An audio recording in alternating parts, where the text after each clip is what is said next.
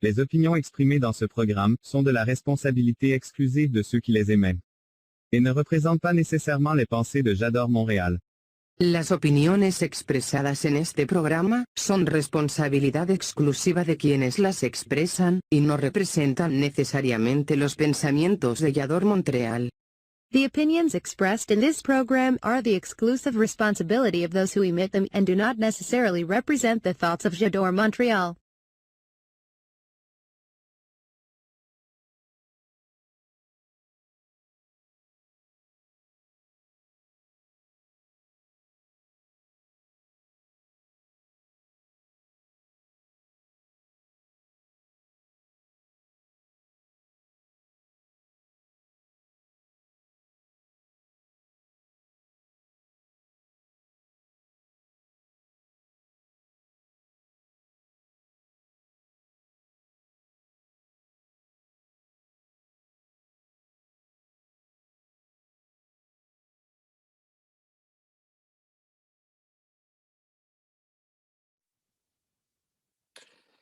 Estamos muy preocupados por el infierno. Y el verdadero infierno lo hacemos aquí, estando juntos. Solo hay dos maneras de salvarse. Una es sencilla. Una es dejar de ver el infierno hasta convertirse en parte de él. La otra es más compleja y exige atención y cuidado, porque la otra es mirar dentro del infierno que no lo es y hacer que perdure. Buenas noches, bienvenidas, bienvenidos. Es jueves. Esto es Hablando Alto y Claro y estamos por J'adore Montréal. Si estás viéndonos por otra red, por otra aplicación, por cualquiera de esas cosas que ahora mismo aturullan nuestra existencia para hacernos creer que estamos mejor comunicados y más cerca, pues no. Entra en www.jadore-mediomontreal.com/en direct y podrás pues hacer comentarios en directos. Y si te apetece, ahí está, clarito, clarito. www.jadore-mediomontreal.com/en direct, todo juntito. Y entras y nos haces llegar tus comentarios, tus saludos, tus opiniones, tus preguntas, tus angustias, lo que te pase. Hoy estamos preocupados porque ha pasado algo raro. Se ha desconectado así de golpe como por obra y gracia del Espíritu Santo nuestra invitada, pero yo confío en que haya sido solo un mal rato de esas cosas que pasan de la electricidad, de la circunstancia, de la vida, de las redes, porque yo tengo mucha ilusión esta noche. Mirad, estoy aterrilladito de calor. Aterrillarse en Cuba es derretirse. Es una frase que decía mi abuela que era: muchacho, entra que con ese sol vas a pillar tabardillo. ¿Y por qué empiezo a hablar yo de mi abuela hoy? Porque la invitada de esta noche, la invitada de esta tarde, es una mujer que tiene un apego muy grande a la familia, a la raíz, a la memoria emotiva. Yo la conocí en Ecuador gracias a una de las mujeres de mi vida, Ángela Arboleda. Ángela Arboleda, me acaba de entrar un mensaje a Ana Coralia. Ángela Arboleda organizaba uno de los eventos más importantes de narración oral que ha habido en Iberoamérica, que era primero el Cerro de Cuentos, que luego derivó en el Cerrito, en el que niños y niñas de su escuela, de la Escuela Imaginario, contaban, y venían niños y niñas de otras escuelas de otros países, de Costa Rica, como nuestra invitada, de México, de Venezuela, de Colombia, y durante unos días las niñas y los niños compartían, jugaban, convivían, ya estaban algunos empezando la adolescencia y no dudo que hasta algunos se hubieran enamorado. Yo la conocí en Ecuador, hemos compartido muchas risas, sabe de mí algunos secretos que no sé si se atreverá a decir, pero lo que más me gusta de Ana Coralia es su cercanía, su proximidad, su autenticidad. Tiene una voz profunda como de cueva, como de madre gruñona, y ríe con la misma algarabía con la que pisa. Es como un elefante en una cacharrería. Es una mujer que no pasa desapercibida y que luego te envuelve con una ternura que le nace de donde le nace esa voz cálida con la que nos arrulla y que nos canta. Ana Coralia toca la guitarra, Ana Coralia canta, Ana Coralia escribe, Ana Coralia es periodista, Ana Coralia es sobre todo un ser humano que está muy aferrada a esa cosa que se llama memoria y que indudablemente salva. Yo no sé si ya se habrá conectado. Si no se conectó, yo seguiré hablando, porque que sepáis que hoy estáis entrando a mi casa, a la que será mi casa durante un año. Es decir, estuve viviendo en Madrid y ahora estoy viviendo de nuevo en Ciudad Real, que es mi casa de España. Y hoy estoy feliz, estoy excitado, estoy jubiloso porque siempre compartir con ella es un placer. Siempre compartir con ella es un lujo. Ahí está nuestra amiga Ivonne Gamboa, que sigan los festejos, feliz cumpleaños. Es que el lunes fue mi cumpleaños. Estoy feliz, miren, estoy enamorado, estoy feliz, tengo 55 años y mañana me voy a Ámsterdam y el sábado me voy a Colombia. Tenía que haber estado con ella en Colombia, pero así son las cosas cuando son del alma. Estuvimos dudando si íbamos o no íbamos por la pandemia, pero hay lugares y hay personas a las que uno no le puede decir que no. Ella me ha dicho que sí, por eso está esta noche con nosotros, con vosotras, con vosotros, conmigo y con ella. Esta mujer amorosa, tierna, cantarina, honda, habitada por caracolas y por bichos, habitada por caminos, por arrullos, habitadas por muchísimos recuerdos que aunque cuente historias ajenas, que aunque cuente historias de la literatura, siempre dejan ver esa niña eh, gigante, esa niña hermosa, esa niña malcriada que la habita, a pesar de que es una mujer muy seria, muy correcta, y es una mujer que ha logrado que yo diga y luego frene en seco, gracias a Dios, porque cuando me habla de Dios, Ana Coralia, yo pues pienso que sí, que hay veces que Dios habita en el alma de algunas personas buenas y nobles de este universo. Buenas noches, es jueves, esto es Hablando Alto y Claro. Hoy nos vamos hasta Costa Rica. De verdad. Estamos en Yador Montreal, www.jadore-mediomontreal.com/en direct. Haces como Ivonne Gamboa, que ya ha enviado su comentario. Te conectas y aquí estamos nosotros. Nos vamos a un corte chiquitito. Esta es la primera parte, la presentación. Y parece que por fin se han restablecido las comunicaciones con el más allá. Nos vemos enseguida. Bienvenidas y bienvenidos.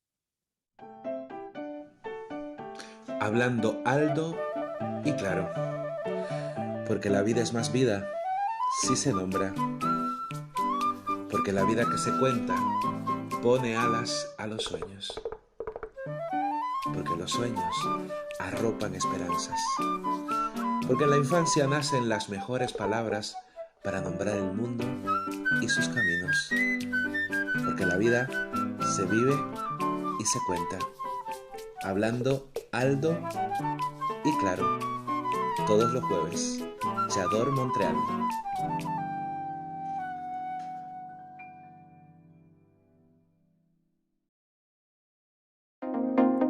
¿Quieres aprender a escribir textos narrativos y publicar en Amazon? Paso a paso y sin experiencia previa. Con Elizabeth Llanos es posible. Manda mensaje a Elizabeth Llanos Galería Creativa en Facebook y conviértete en un escritor.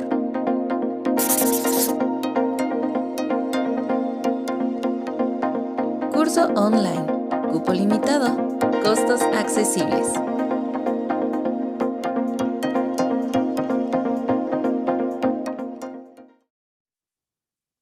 Estamos en vivo. Yo estaba contando los segundos y contando el tiempo para que Ana Coralia apareciera porque se nos fue, se nos perdió. Ana Coralia, ¿qué ha pasado, hija mía, que me tenías aquí en Alvis? Bueno, como vos mismo apuntabas, Aquí no tenemos ejército, tenemos internet, estamos en el bosque tropical lluvioso, los mosquitos son las balas de nosotros no disparamos balas, disparamos mosquitos y en medio de la jungla aquí estamos. Aldo querido y queridos amigos, todos los que te oyen, te siguen y te ven.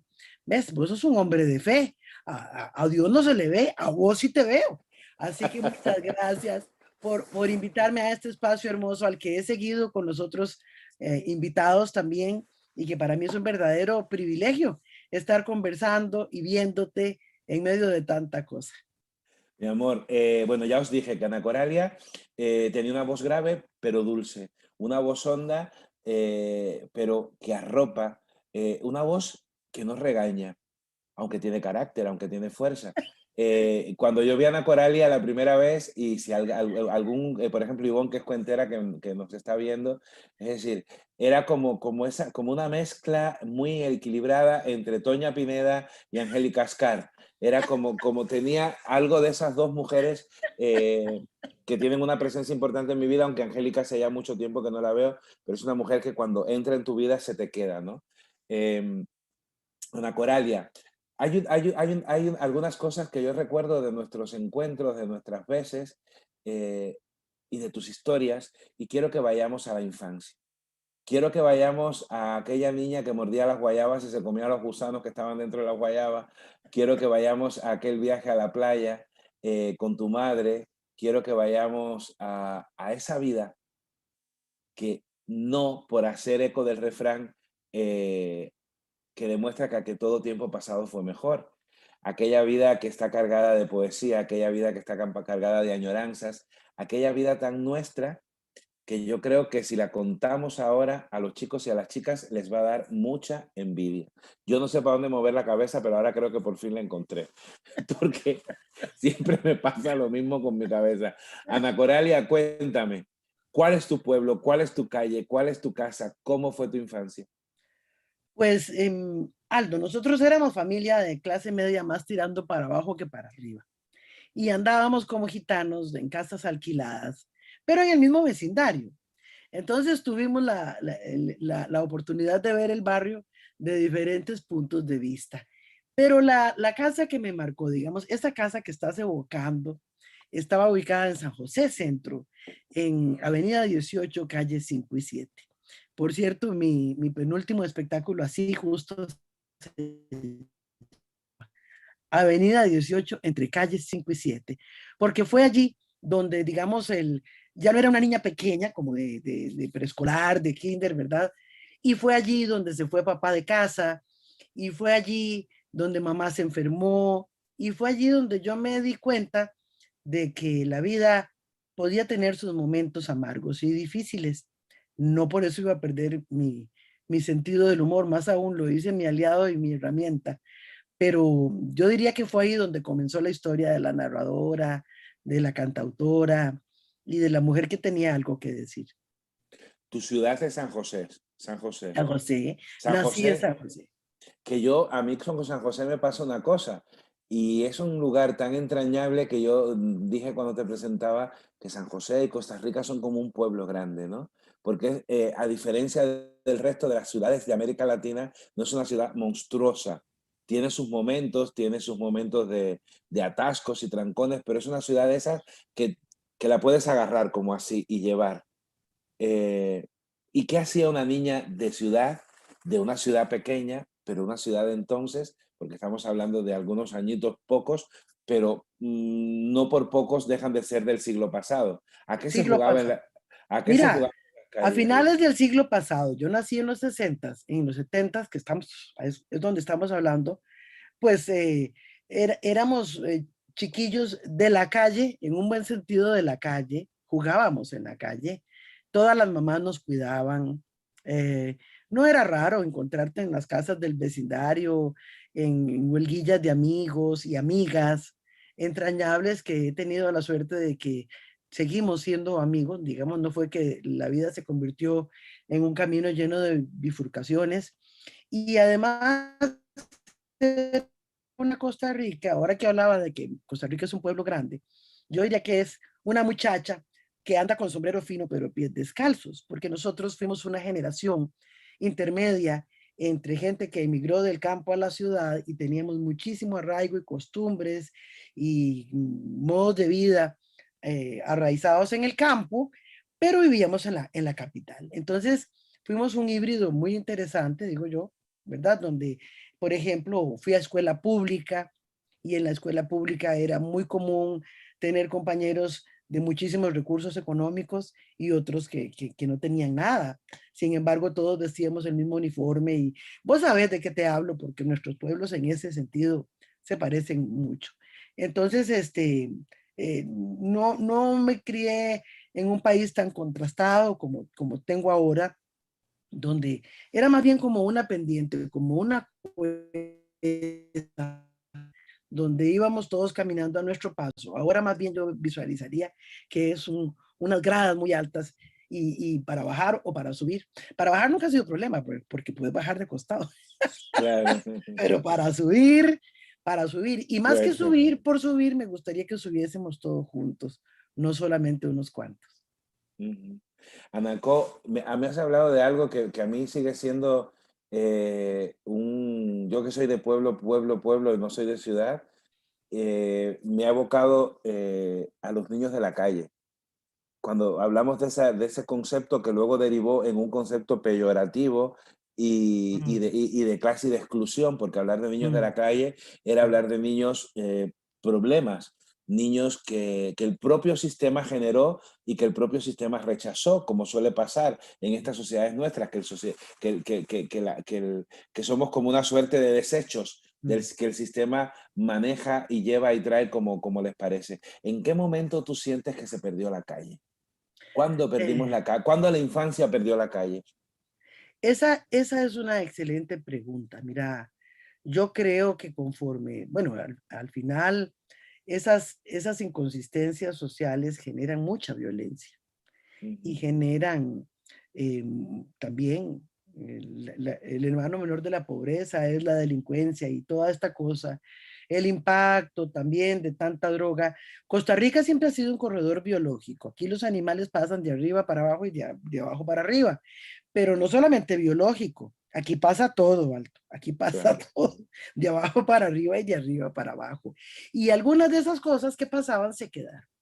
Entonces, nos volvimos desconfiados, nos volvimos a ver ya con otros ojos.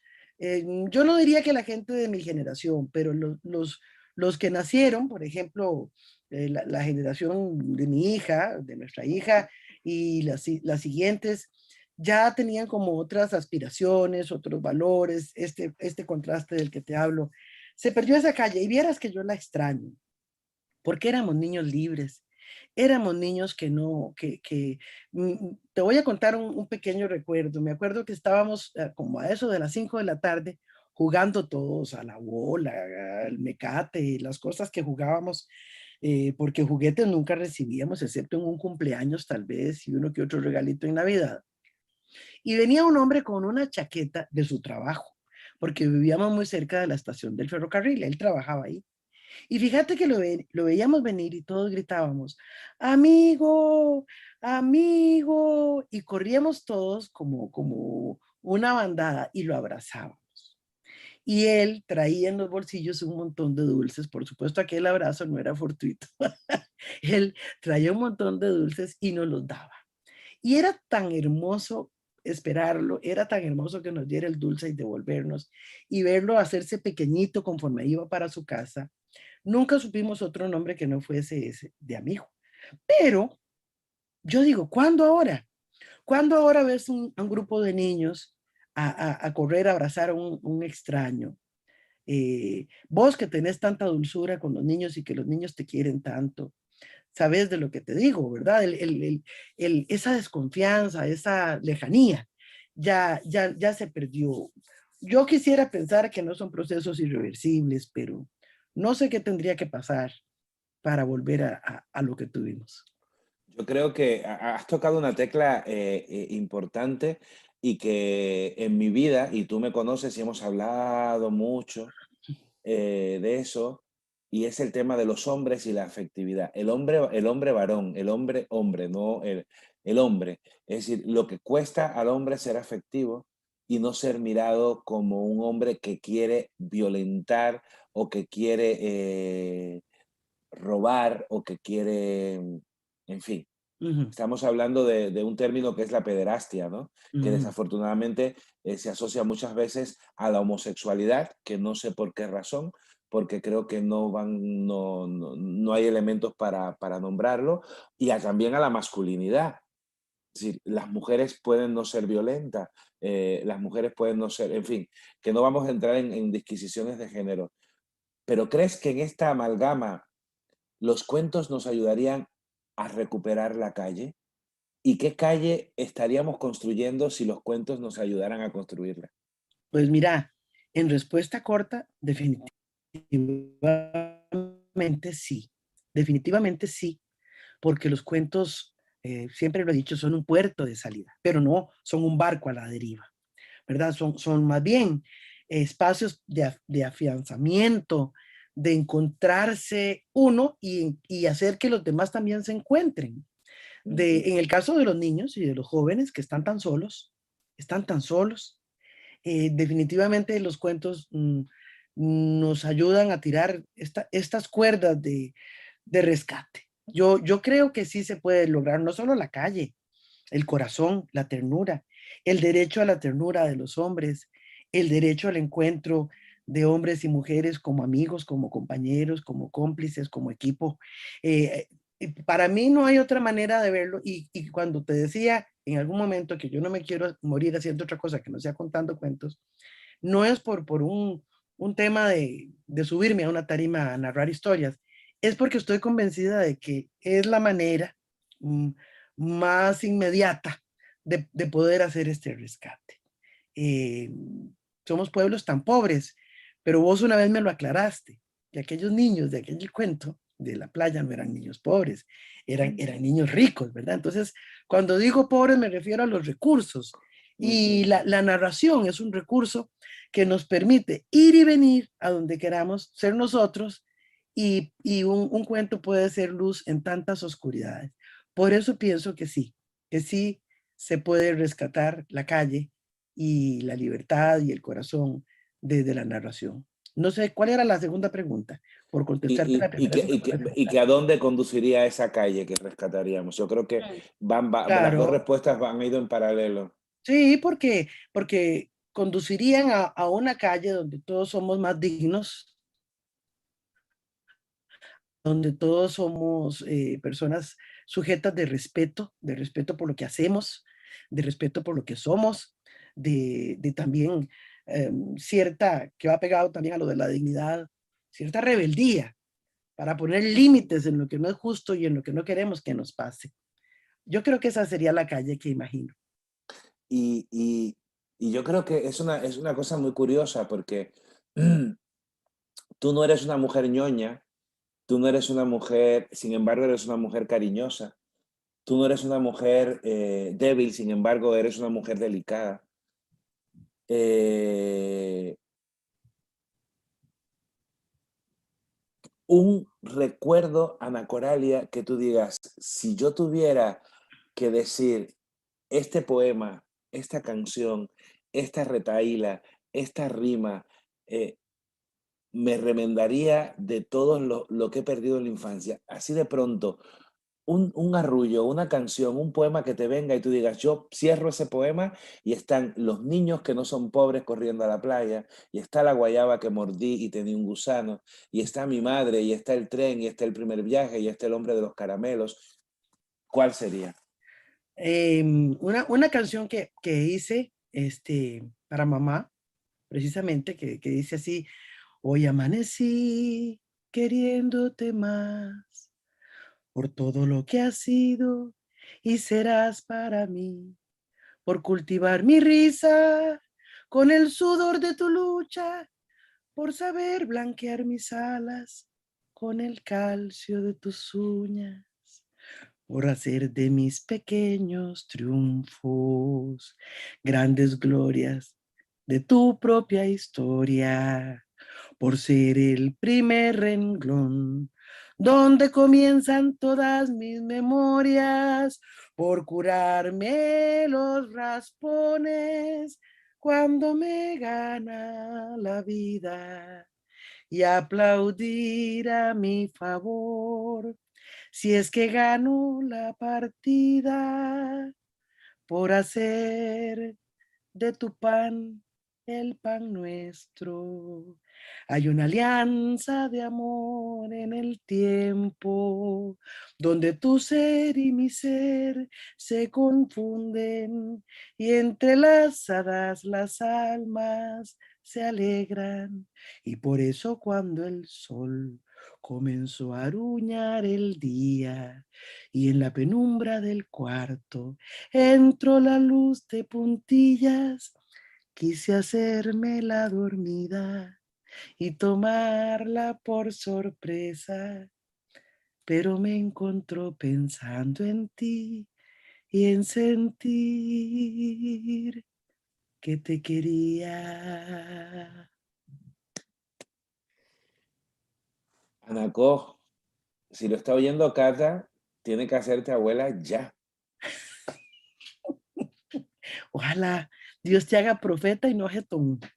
Es que, es decir, me emocionaba porque respirabas y así que te pillaba sorpresa. Hay un momento de la respiración en el canto, en esos cantos, porque esto al final es un arrullo adulto, es un arrullo que tiene de muchas cosas, pero no pierde ese sentido de abrazador con Z que tiene la nana, ¿no? Que consuela tanto el vientre vacío de la madre como el sueño que no llega al niño, ¿no? Y decía, es que ya tiene que arrullar unos nietos, o una, o dos, o tres, que no sea Cata tan poco práctica como su madre y que nos dé 3 o 4, que si yo me tengo que ir para allá, yo me voy. Que Fernando y Anacó se quedaron con ganas. Anacó, se me sale una lagrimita, estoy ya mayor. Anacó, es que es muy bonito porque la calle, siempre la calle. En esta canción hay una calle grande, una calle larga. Sí. Una calle que los raspones, el pan, las alas, el calcio, las uñas, todas esas cosas con las que construimos la esperanza. Hay un poema de Francisco Garzón Césped que dice algo así como que a mí no se me ha muerto la esperanza. A veces duele, a veces tiembla, a veces se resquebraja, a veces se hace polvo.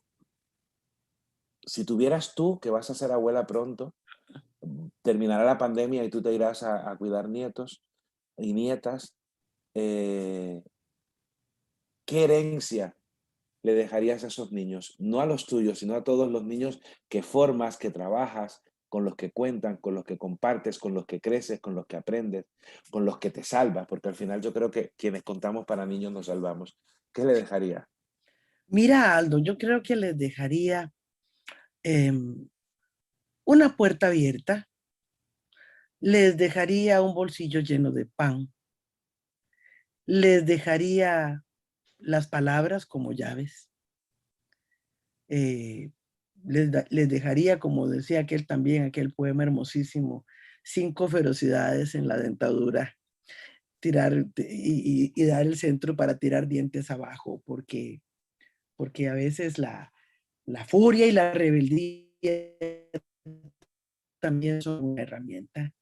Les dejaría la ternura de la que hablábamos al principio, de hombres y mujeres, y un país inmenso como un patio, no hablando de un país, sino un mundo inmenso donde cada uno pueda ser dueño de lo que quiere y sueña. Y sobre todo les dejaría en las historias la posibilidad de recordar algo que para mí es un norte, y los cuentos son para despertar, no para dormir. En tantísimas historias que nos rodean, en unas que están por escribirse y en las que han sido escritas, hay tantas posibilidades de redención y de saber que estamos aquí para mucho más, no para estar viendo estas mezquindades de los seres humanos. De manera que creo que sería mi herencia, me gustaría que fueran personas libres y dignas. No tengo más que Gracias. agregar.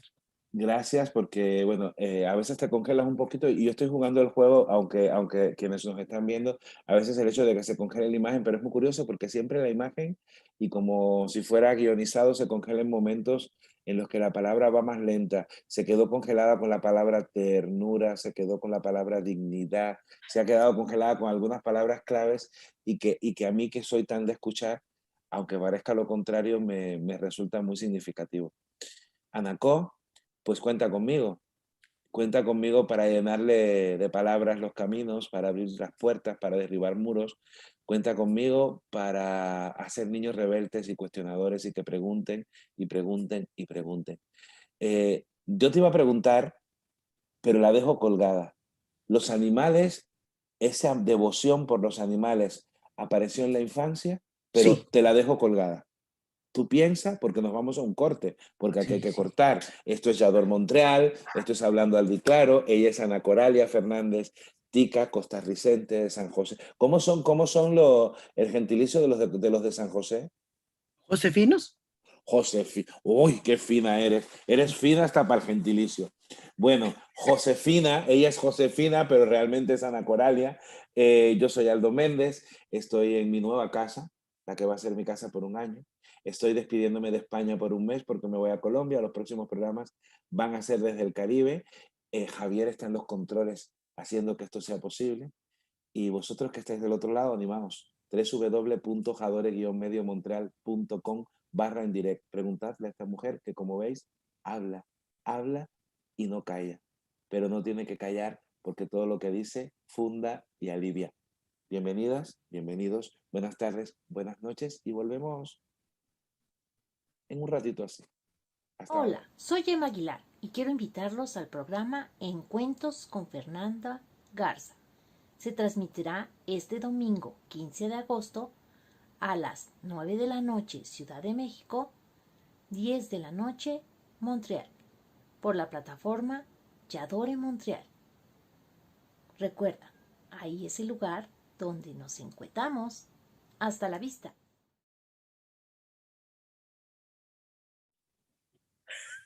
Estábamos riéndonos, porque Anacó tenía que haberse ido conmigo a Riohacha esta semana, pero ella le pilló miedo al virus. Eh, Anacó, te hice una pregunta. ¿Cuándo llegaron los animales a tu vida? Pues yo creo, Aldo, que desde siempre, mira, desde que tengo memoria, ha habido una afinidad increíble entre los perros, los gatos y yo. Y se ha ido ampliando a otras especies en el sentido de que como nos hemos ido sensibilizando todos hacia esta cosa de las otras formas de vida, pues soy una defensora casi irracional del cuidado de los animales y del no maltrato. Pero bueno, a lo largo de mi historia siempre he tenido amigos y amigas de cuatro patas y peludos que me han acompañado en los momentos más luminosos y en los más oscuros. Hemos establecido relaciones maravillosas eh, mm, que algunas han quedado patentadas en uno de mis libros, Ujú. pero si le hubiese escrito a cada uno de estos amigos un libro, tendría una enciclopedia, porque cada uno de ellos marcó en mí una huella que nunca se va a borrar. Vale. Y es que los animales en ti, charrales, pero yo quería, en este bloque hablamos de lo profesional y yo creo que los niños y las niñas de calle siempre hubo un animal con el que compartimos el bocadillo, que nos robó el caramelo, con El el que mango. el mango, siempre hubo un animal que nos delató el primer beso en la esquina. Es decir, los animales formaban parte de ese micromundo afectivo que era la calle, de la que hablamos al principio. Y entonces yo de pronto en ese momento en el que tú me estabas hablando y hablamos de tu madre, yo vi mover la cola a Charrales y le dije, pues tengo que decirle algo de los animales a Anacó. Anacó, desde los 11 años cantas Sí, y tocas la guitarra, sí. periodista, locutora, realizadora de radio, has trabajado el periodismo en diferentes revistas, has hecho sopotecientas cosas y de pronto cuchutuplunco entera. Pero dime, ¿la guitarra de quién? ¿De por dónde viene la guitarra? ¿Quién trae la guitarra? Mira, la guitarra la tocaba mi hermano mayor, que me Ajá. lleva unos 9 años, y ubiquémonos en la época, los Beatles, en los años 60, como decía Ana Belén, chuchecas en los cueros, todo aquello, ¿verdad? El mundo Ujú. aquel. Y entonces en casa era muy común verlo siempre rodeado de muchachos y muchachas y oyendo discos y tocando la guitarra y todo aquello. Yo era apenas una niña que me colgaba como un duende en medio de esas cosas. Y cuando yo llegué a tener 11 años, le pedí que me enseñara a tocar guitarra. Y entonces él no quería. Como buen hermano mayor me decía, ay no, me vas a rayar la guitarra, me la vas a echar a perder. Y entonces yo a hurtadillas le quitaba la guitarra cuando él no estaba y trataba de practicar. Me iba enseñando alguna que otra posición hasta que la logré dominar. Y entonces nos hicimos muy amigos de la música, los dos. Él me metía en sus grupos y ahí fui aprendiendo. Pero en los años 70, acordate que todo el mundo era, protestábamos y cantábamos y decíamos todo lo que pensábamos a través de la música. Entonces empecé a hacer mis propias canciones y, y así fui. eh, Creo que ahí nació también la periodista. Cantar era una manera de decir. Y en el colegio ya un poco más segura de lo que hacía con la música, cuando llegó el momento de buscar una profesión, un oficio que fuera más de poner pan en la mesa, y le dije a mamá, me gustaría la música, pero me volvió a ver con esa cara, y entonces siempre nos vamos a seguir muriendo de hambre.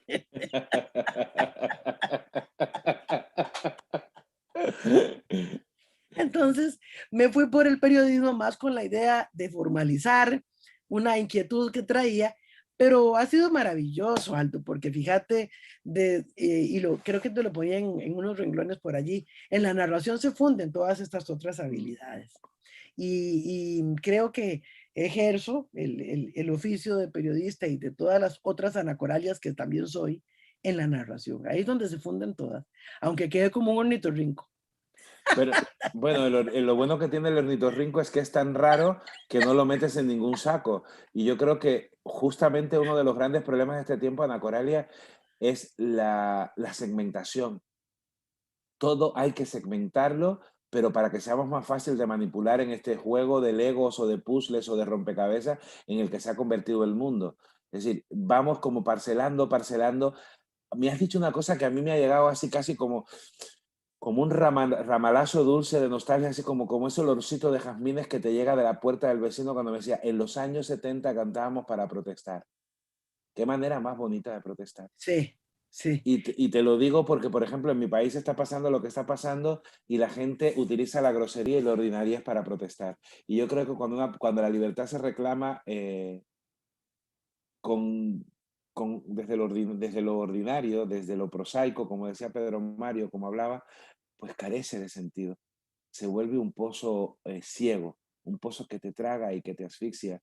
Y aquella libertad con la que cantábamos, aquella libertad sin ira de la que se habló en la transición en España, aquellas canciones que tenían una carga ideológica pero a la vez afectiva, poética sin renunciar a lo filosófico, aspiracional o futurista sin renunciar a lo antropológico o a la raíz. Claro, Aldo, local pero universal Claro, también, claro, porque las canciones no tenían una frontera, no tenían una bandera, sí la tenían, pero eran de todos. Y eso fue algo maravilloso. Creo que nací en una época muy interesante, que además nos ha permitido ver lo vertiginoso de todos estos cambios. Y ahora que hablabas de personas parceladas, es horrible, es tan cansado, Aldo. Es tan cansado esto de que todo tiene que ser blanco o negro o cuadrado o redondo. Eso es sumamente cansado. Es agotador, de hecho. sí. ¿Te imaginas que hubieras tenido que cantar reggaetón para triunfar?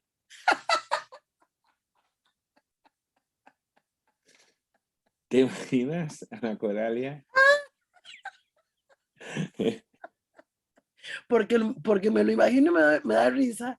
Claro, es que es muy curioso porque ahora si reggaetoneas triunfas. automáticamente te nominan a los Grammy, ¡Qué automáticamente eres locura! disco de ¡Qué platino, locura! automáticamente eres guapa, famosa, automáticamente. ¡Qué Es súper curioso. locura! ¡Qué locura! Hablando de personas bonitas, se acaba de conectar una mujer es una mujer dulcísima, orfebre, con una sensibilidad enorme que conocí a través de una amiga querida que se llama Noemí Crozas. Ella se llama Marina Guzmán, vive en Perú y te dice, hola Josefina. Bueno, Hola, hola. Josefina es su gentilicio, Marina. Ella es Ana Coralia Fernández. Anacó, ¿y el periodismo qué supuso? Porque yo creo que del periodismo, es decir, a ver, voy a hacer como una especie de hilación histórica. De la motivación para estudiar periodismo en los 70 o en los 80, porque ya fue 70-80, al periodismo que luego se fue colocando en los 90 y en lo que ha devenido ese periodismo de ahora, ¿qué ha pasado? ¿Cómo una periodista que una mujer que estudia periodismo para salvar la dignidad y para salvar el pan, que yo creo que muchas veces dignidad y pan van muy de la mano, ¿cómo ve ahora que lo que se vende no es lo que lo que se vende y lo que se compra no es lo que de verdad nutre? ¿Cómo ve ese periodismo de ahora, Ana Coralia? Pues lo veo muy mal, lo veo muy mal, lo veo como un oficio, el de ahora traiciona las razones por las que había que contarle al mundo lo que pasaba, ¿verdad? Yo creo, utilizando un cuento de metáfora, aquel cuento maravilloso del rey anda desnudo, de los trajes Ujú, del emperador, trajes nuevos del emperador. Para mí ese era la voz del periodista. El ujú, rey anda desnudo, despierten, ¿verdad? Y creo que ahora todos nos quedamos callados viendo al rey desnudo. Se ha vuelto el periodismo asalariado, se ha vuelto el periodismo cómplice de un sistema que se blinda, se ha vuelto el periodismo glamoroso, se ha vuelto light, se ha vuelto complaciente. Y especialmente eh, como que va construyendo más cuartos oscuros. Porque fíjate que hemos hecho el ejercicio aquí, Fer y yo, así, libreta en mano, de cuál noticia es buena y cierta, porque una cosa es que sea buena y otra es que sea cierta, y nos hemos quedado con el papel en blanco. Realmente mm, prescindiría yo de esta manera de, ni siquiera de informar, de hacer un oficio, porque para mí eso no es comunicación. Extraño aquellos años y como te digo, no quiero sentirme como los viejitos que estamos hablando, ¿verdad? De que nuestras épocas fueron mejores. No, no, no. Había muchas cosas que arreglar, pero definitivamente, digamos, yo con vos me subiría al Titanic, pero con este periodismo no. ujú. Uy, tú y yo lo hundiríamos rapidísimo.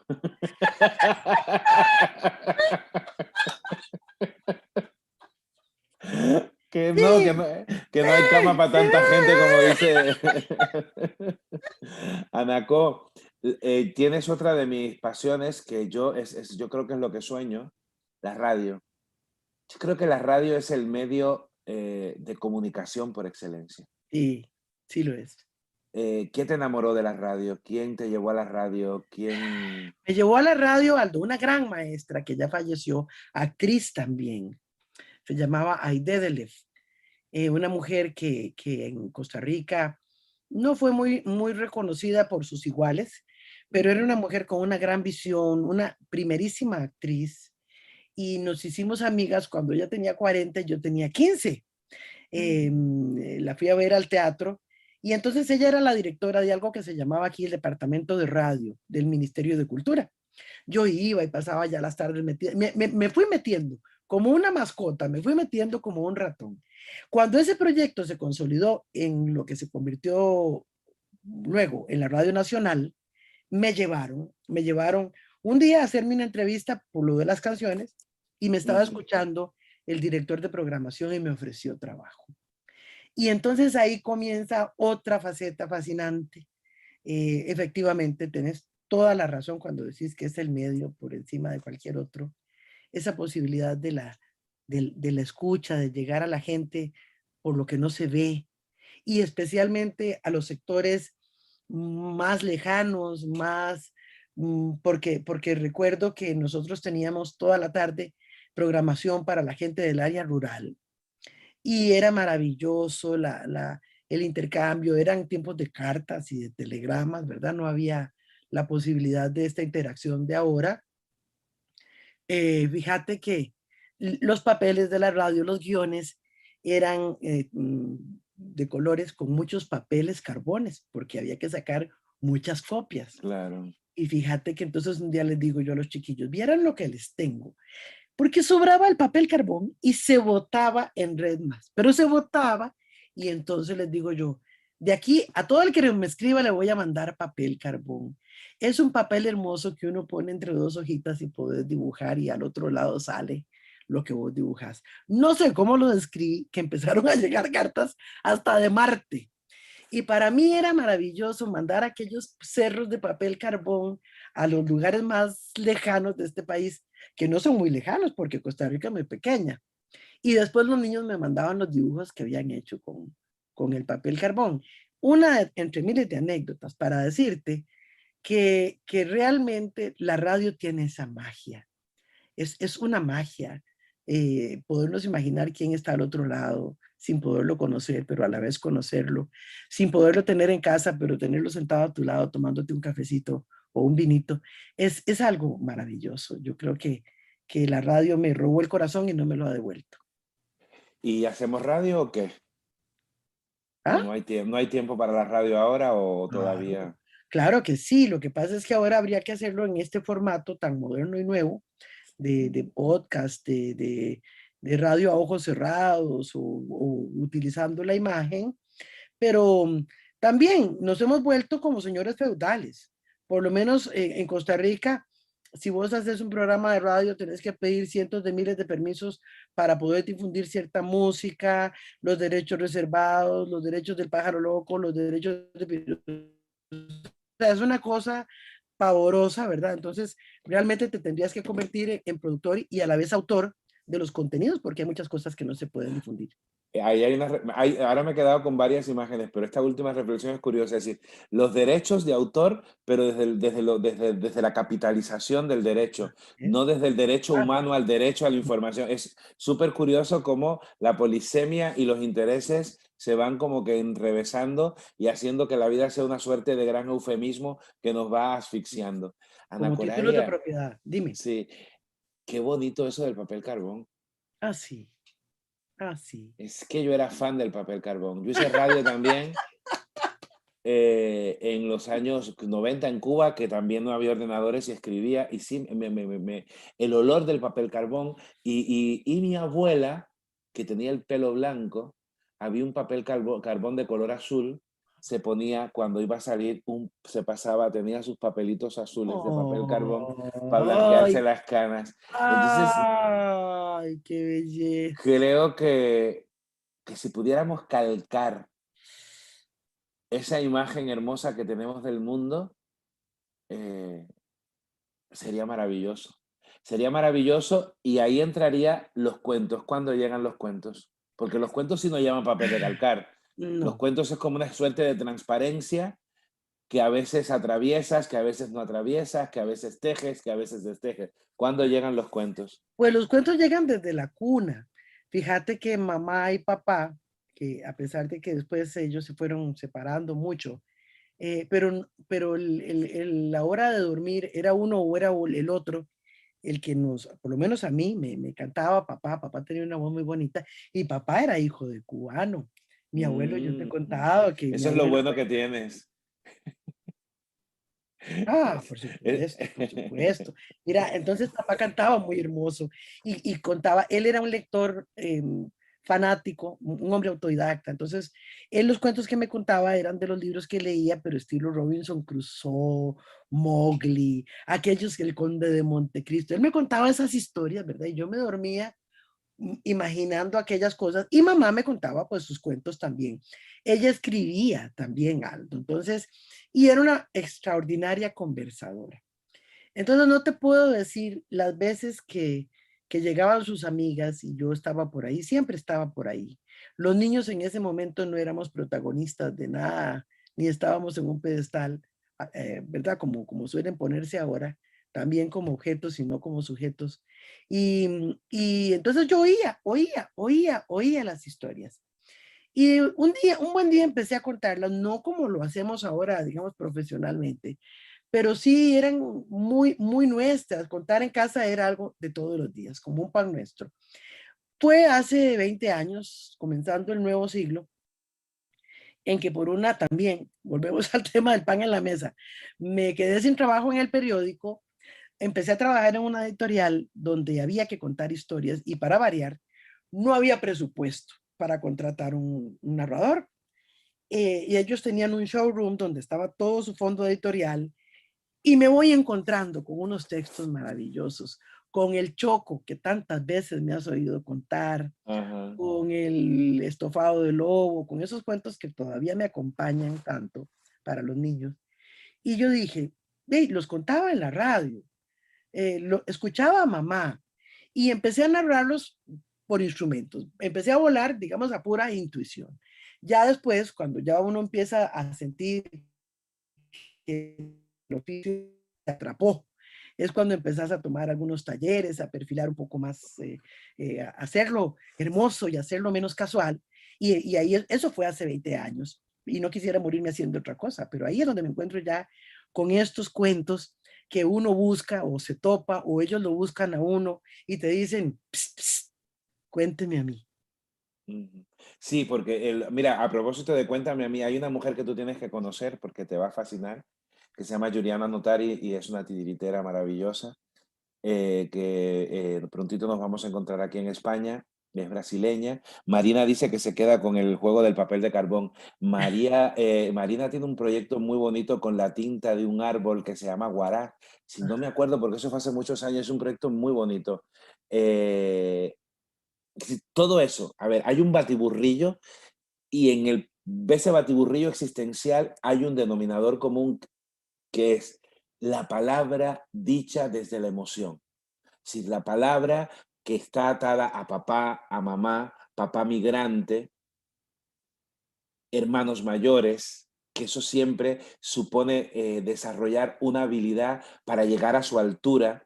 Claro. Es decir, es ahí siempre, yo creo que cuando uno es más pequeño que el resto de los hermanos, siempre tiene que trepar y eso te hace hábil socialmente para que te lleven a sus fiestas, para que te dejen salir con ellos, para ver lo que quieres ver pero no te toca todavía ver.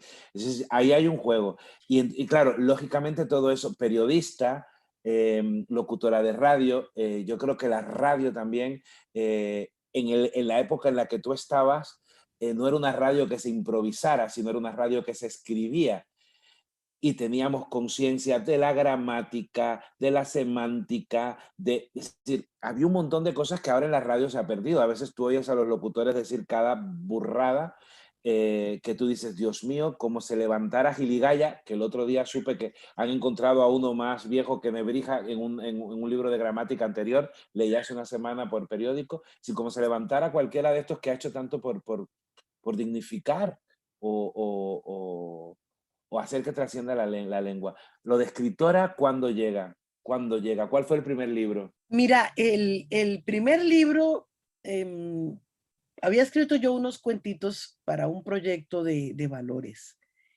Digo cuentitos porque nunca me he sentido escritora con mayúscula, me siento escritora con minúscula. Y de repente surge la posibilidad de compilarlos en un primer tomo que se llama Cuentos para volar con valor. No me siento escritora para niños muy pequeños. Yo más bien creo que la voz con la que me dirijo es a los niños que están entre los 11 y de ahí para arriba, como los jóvenes de 15 y 16. Porque yo siento, Aldo, que conforme uno va creciendo, la sociedad te va invisibilizando. Y apareces cuando tenés que llenar tu primera fórmula de tributación directa para pagar impuestos. O sea, realmente como ser humano, en esa parte como que te dibujas. Los muchachos están sumamente solos. Es algo que a mí, pues no me quita el sueño, pero yo quisiera remediarlo de alguna forma. Bueno, ellos mismos se acompañan entre ellos, pero cuando digo que están solos, es que tienen tanto que decir y nadie los escucha. Entonces, escribo este primer libro como tímidamente, como también por instrumentos, lo publico con una editorial que se llama Club de Libros, es una editorial de autogestión en Costa Rica, pequeña, que le publica a los que nadie nos publica. Y entonces salimos con ese libro y para mi sorpresa se vendieron todos. La intención no era hacer dinero porque uno sabe que no se hace dinero escribiendo libros a menos que seas otro tipo de escritor maravilloso. Y entonces tuvimos que hacer varias reimpresiones. Posterior a eso llega a Charrales, de tu Charrales, que siempre me lo mencionas. Luego escribo un libro de cuentos, de 5 cuentos, que se llama Sobrevivientes. Creo que en algún momento te lo hice llegar también. Luego escribí Las aventuras de Sam. Y por último, un manual del cuentacuentos, que es como un cuadernillo donde tengo anotaciones de cómo fue que yo llegué a encontrar los cuentos en mi camino. Y para el que quiera, pues, empezar por allí, le puede servir. 2 de ellos fueron financiados por unas becas del Ministerio de Cultura y los otros de mi propio bolsillo, porque así como que te diga que hay una editorial que llegue que te financia los libros, ¿no? Es ahí donde también está la escritora y definitivamente tengo otras ideas y otros proyectos por allí, pero imprimir es caro y en este momento no es el óptimo para ponerse a gastar los recursos en cosas que no van a llegar a pronto. ¿Y a esos libros cómo se puede acceder, Anaco? Bueno, la buena noticia es que al que me los pidas te los mando en PDF, porque así soy como Quijote que se apaña con los molinos. Físicamente es muy difícil porque el correo es caro y no te garantiza que te vayan a llegar, pero yo tengo todos los libros en PDF, así que para todas las personas que están escuchando en este momento, si alguien quisiera que con gusto le hiciera llegar algunos de estos textos, los tengo diagramados en PDF y con muchísimo gusto los hago Vale, llegar. pero con muchísimo gusto, y yo propongo, yo no sé cuál será el coste de ese envío, que por supuesto como él está bien, pero ya sí me parece que podríamos empezar a generar que esos envíos por PDF, aunque sea un precio mínimo, porque Sí, que supone el no haya papel, que no sé qué, para poder financiar otros proyectos, porque exactamente. realmente cuando vamos por la vida, como vamos a manos rotas, no es que queramos tener las manos llenas, es que queremos seguir teniendo las manos rotas. Pero si esas manos rotas no tienen algo que dan, vamos a dejar que los niños a quienes le queremos regalar esa calle no tengamos para meterle pan en el bolsillo. Obvio. Migajitas de ternura, comiguitas de ternura, como decía Alberto Cortés. Ajá. Entonces, Anaco, yo quiero ver ese libro de sobre narración oral. Claro, No, te lo hago llegar. así que habrá que, yo quiero verlo en Costa Rica porque yo tengo la deuda con Costa Rica. Yo estuve en Costa Rica, pero no he estado contigo y con Rodolfo, que son mis amores costarricenses. Aquí está tu casa. Eh, Aquí está tu casa. y quiero estar y quiero hacer radio contigo. Y quiero escribir canciones contigo y quiero bailar contigo, vivir contigo. Y hundirte conmigo en el En Titanic. el Titanic. Entonces, como veis, Ana Coralia es lo que decía, es una niña que sigue yendo y viniendo, que sigue yendo y viniendo. Me gusta este viaje porque no hemos salido de una calle. Yo creo que al final la biografía de Ana Coralia se puede resumir en una calle con muchas ventanas y con las puertas abiertas. La biografía de Ana Coralia tiene el privilegio que tuvimos los que nacimos en los años 60 en el baby boom, cuando el boom luego se transformó en las bombas del narcotráfico, en las bombas de todo eso que nos robó la calle, cuando las esperanzas para bien o para mal estaban marcadas por la ideología y se defendían las calles y los tiempos y la esperanza a fuerza de canciones. Por eso canta, por eso cuenta, por eso es mi amiga. Por eso cuando yo digo, recuerdo una vez en Barranquilla que estuvimos hablando en tu habitación, porque yo no sé, quien han estado conmigo en el festival, sabéis que me meto en las habitaciones de todo, soy muy cazuelero y porque no hay cocina en los hoteles y no me gustaría cocinar y preparar el desayuno de todos, un día algo me dijo y le dije gracias a Dios. Y paré en seco porque y Juliana, que me está escuchando ahora, yo nunca había invocado a Dios. Y entonces había hablado con esta mujer de fe, este hombre de poca fe. O bueno, yo como soy un poquito martiano en ese sentido de tengo fe en el mejoramiento humano en la vida futura y en la utilidad de la virtud. Y entonces, cuando hablo con Ana Coralia, yo creo en esa fe, en la utilidad de la virtud. Porque el pan y la poesía no se pueden separar. Cuando uno busca el pan por amor, siempre ese pan lo amasa, lo cuece y a veces le pone la sal, la poesía. Porque la vida es un gran poema. ¿Qué hacemos jugando? A perdernos, a desaparecernos, a salvarnos, a sobrevivir. Por eso hemos compartido esta noche con Anacó, que ahora vamos a un corte y ella me va a preguntar a mí lo que le dé la gana, que seguramente dirá algo que yo sé que estoy preparado para decirle. Y entonces le diré, no, no tengo, pero tú me vas a mandar el dinero. Acordaos, Ana Coralia, dime tu correo electrónico para que, bueno, Paradigma, paradigma@gmail. ice.co.cr. Ahí la cagamos con eso. Te lo voy a poner Buscad, como mensaje. buscad, no, mira, busquen Ana Coralia Fernández En Facebook. en Facebook y si no me buscáis a mí y yo os hago llegar incluso su WhatsApp para que ella, que me lo va a mandar por WhatsApp el teléfono, para que tengáis, para que conozcáis. Es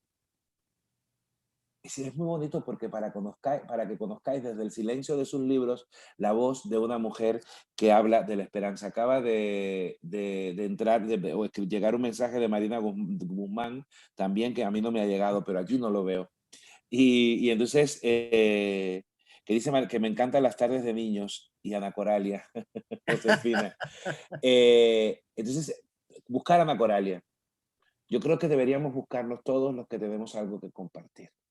Los que tenemos un camino, los que tuvimos una calle, los que tuvimos miedos y los que llegamos a ser poetas porque un día la madre nos miró mirándonos a los ojos y nos dijo, hay que salvar el pan. Pero esa misma madre nos remendó las alas con su ternura, con su amor, con su tiempo. Y como en un maleficio, aquí estamos, jugando el juego de salir de esta jaula que es el infierno, para buscar un ratito, como hemos buscado esta noche, y detenernos a mirar qué no es infierno y hacer que perdure. Ana Coralia vuelve a preguntarme. Volvemos enseguida. Esto es Hablando Alto y Claro, esto es Yador Montreal y en un ratito estamos con vosotros. Gracias, Anaco.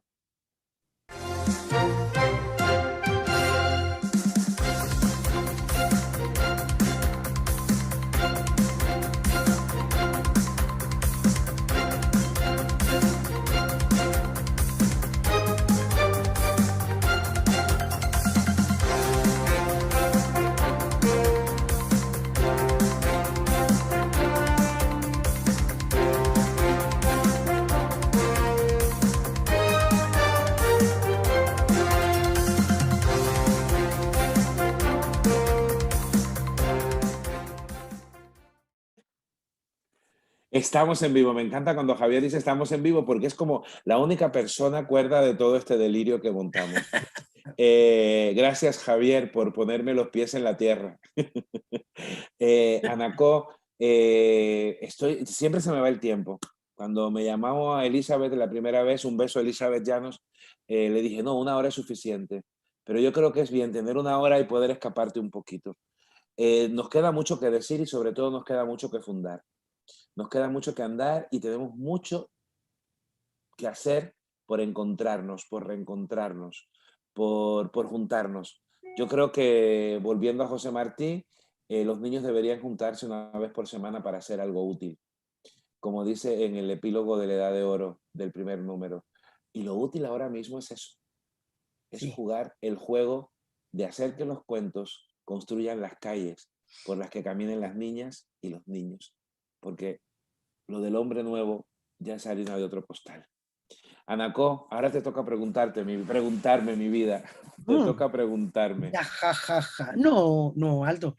Uno, Aldo Méndez lo conoce y creo que la imagen es muy elocuente. Hay pocas cosas, porque no se necesita el detalle para saber que es un hombre lleno de ternura, de palabras agudas, inteligentes, informadas, estructuradas, y eso es muy importante. Pero Aldo, hay una parte que desconozco de mi abuelo cubano. Ujú. Y quisiera conocerla tal vez a través tuyo. ¿Cómo fue ese Aldo de niño, aquel de la primera novia que contaste en aquel cuento maravilloso? ¿Cómo fue ese Aldo que sigue siendo en vos, porque tu niño interior está a la vista? Pero, ¿cómo fue y por qué nunca le soltaste de la mano? Porque a mí me lo arrancaron, Anacó. Y cuando supe que yo era responsable del niño que me quitaron, mira, yo fui un niño, cantaba, bailaba, hacía todo lo que no hacían los niños de los años 60. Los niños de los años 60 en Cuba jugaban béisbol, eran deportistas, eran hombres, eran machos. Y yo no era ese tipo de macho. Es decir, tenía mucho carácter, tenía mucho genio, como se dice en Cuba, pero siempre tenía la cabeza en las nubes. Hay una anécdota muy bonita que yo creo que es la que siempre supo que yo no era harina de aquel costal, era mi madre, porque recuerdo que mi abuelo, que siempre quiso tener un nieto varón, imagínate que hay 4 chicas y luego vengo yo, el varón de la familia.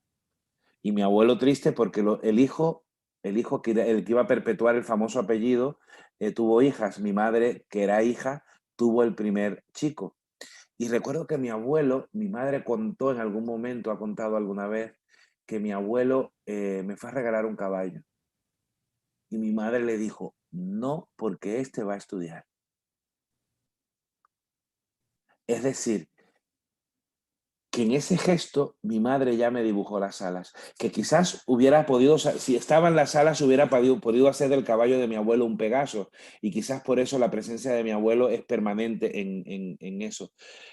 Pero hubo un momento en el que en el niño insistió, y claro, el niño crecía, pero a la par que crecía el niño, crecía un miedo, y era el miedo a ser distinto. Mm.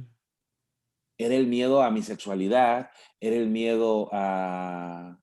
Es que siempre fui el mejor y de pronto llegó a una escuela donde todos eran mejores. Y ahí el ego te juega una mala pasada. Y adolescencia, imagínate este triángulo de las Bermudas: adolescencia, ego y sexualidad. A que te da para una tesis doctoral. Pues en ese tiempo se me perdió el niño. Me lo perdieron, lo perdí. Y lo rescaté, creo que lo rescaté cuando rescaté los cuentos. Los cuentos me ayudaron a rescatar mi voz infantil, mi voz masculina, mi voz homosexual, mi voz diferente, mi voz, y me han ido ayudando a jugar. Y a veces soy irreverente, y a veces tengo miedo porque a veces digo las cosas y no las pienso, y tú lo sabes. Tú lo sabes. Y hay personas que me juzgan y me han juzgado hasta de racista. Cuando estoy muy alejado de cualquier tipo de discriminación por sexo, raza o por lo que sea. Incluso aunque no lo acepte, trato de tolerarlo, es mi juego. Pero yo creo que el día que descubrí que el niño era el que me permitía subir libre al escenario, que el niño era el que me permitía jugar con mis palabras, que el niño era el que me ponía la vara para saltar el abismo de los miedos, que el niño era el que me permitía el reenganche con todo lo que soy, pues dije, esta es la mía. Yo creo que el día que un adulto descubre que el niño que fue nunca se murió, y que si es auténtico, y que todo niño es siempre auténtico, con muy poquita agua, muy poquita luz, muy poquito sol, muy poquito calor, pero con una mirada honda, puede florecer, florece. Entonces yo creo que fueron los cuentos y mi Mayra Navarro y la gente que ha visto en mí la ternura. Y la gente que ha visto en mí la ternura. Porque yo necesito de la ternura. Yo Sí. necesito intuir cuando detrás de una persona que me mira hay ternura. Yo, por ejemplo, ahora me he enamorado precisamente por la ternura. Porque hay alguien que me mira con ternura. Hay alguien que me toca con ternura. Entonces, para mí la ternura es algo imprescindible. Aunque a veces sea ñoño, aunque a veces sea... No le tengo miedo ni a la cursilería, ni al ñoño, si al final somos latinoamericanos, que somos los padres de la telenovela. y nuestros más grandes poetas, en toda antología poética de América Latina, en todos los grandes poetas de América Latina han escrito al menos una cursilada. Porque tú quieres algo más trascendental y más cursi que el bolero. ¿Y qué sería de América Latina sin el bolero, El bolero. por ejemplo? Eso. Ujú. ¿Y cómo venciste? ¿Cómo venciste tu miedo a ser distinto? Porque ese es un fantasma que a todos los que somos distintos nos persigue. Ana Coralia, lo vencí porque no quedaba otra. Lo vencí porque siempre me fui. A veces el miedo se vence huyendo. Y a veces el miedo se vence enfrentando.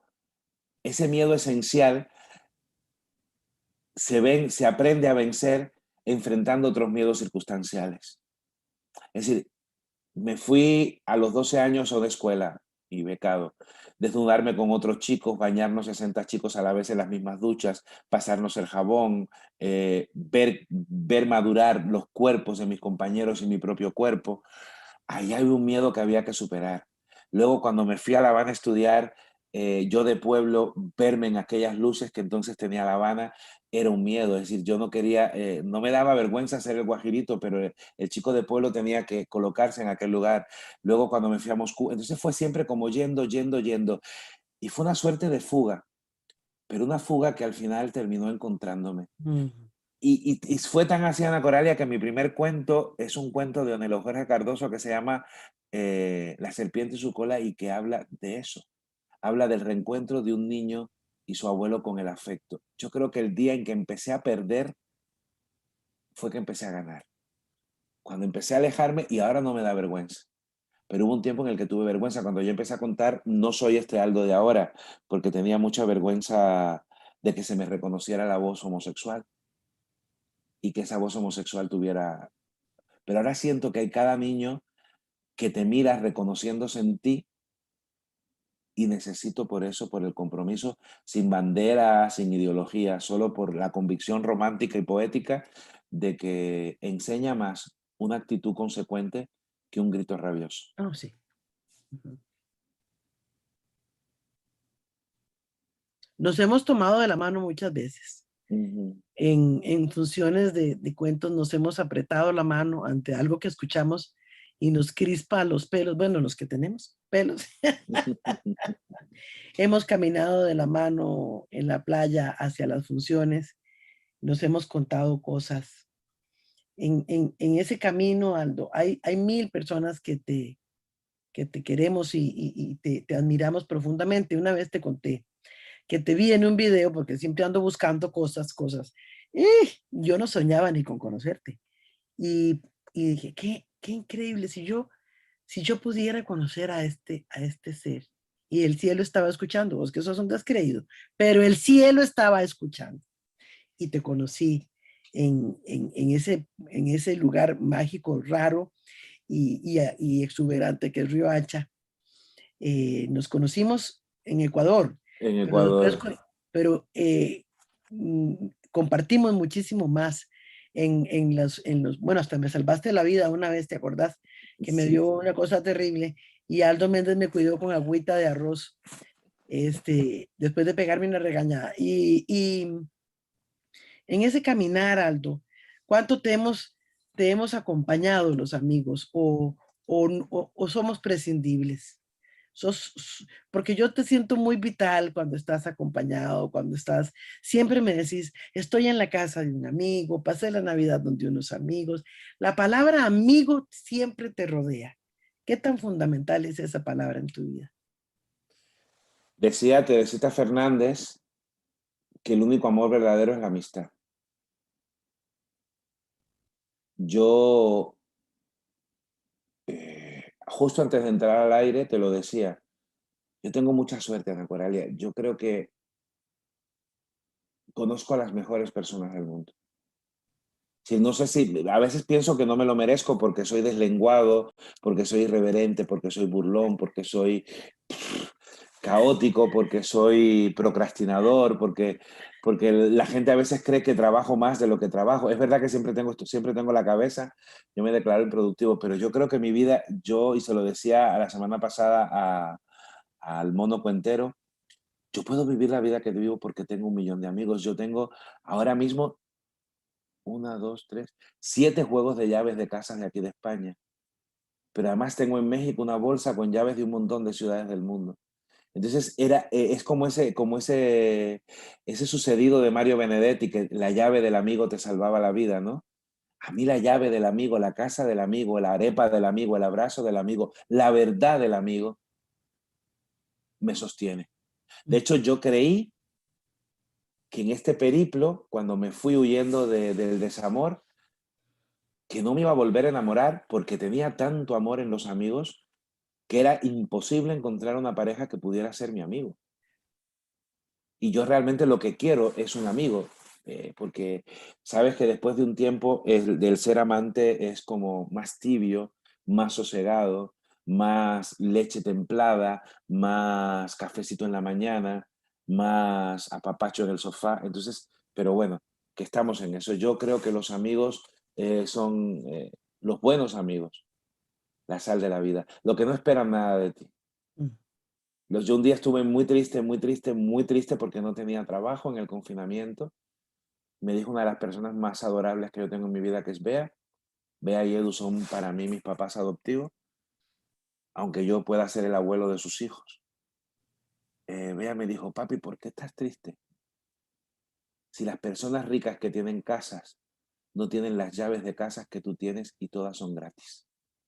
Y a mí eso me ha marcado mucho la vida. Ujú, claro, claro, porque además es algo que te has ganado, no se trata de que nos echemos piropos unos a otros, pero sí, yo creo que te lo has ganado, te lo dije, te lo digo siempre, y vos mismo te sorprendes de esa suerte. Yo diría que no es suerte, Aldo, es, es una huerta que has labrado con tus propias manos y estás recogiendo los frutos de tanto cariño, porque además me parece que en tu trabajo hay mucho eh, hay todo de auténtico, de original, no te pareces a nadie, y más aún has sido maestro y guía, no solamente de los chicos cuando hemos dado talleres, Sí. sino de otros cuenteros y de otros.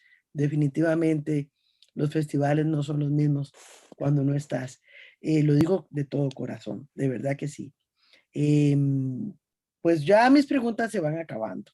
Ya mis preguntas se van acabando porque no quiero preguntar tonterías, pero nada más decirte que hay personas imprescindibles, como decía Brecht, y vos sos una de ellas, por lo menos en mi vida. Ya se sabe que todos podemos en cualquier momento picar el tiquete, pero vos sos de las imprescindibles en mi vida. Más bien, muchísimas gracias por haberme invitado a este espacio tan maravilloso y vernos en esta ventana extraordinaria, tan alta, tan clara, tan tuya, y donde nos permitís asomarnos para contar un poco el camino recorrido.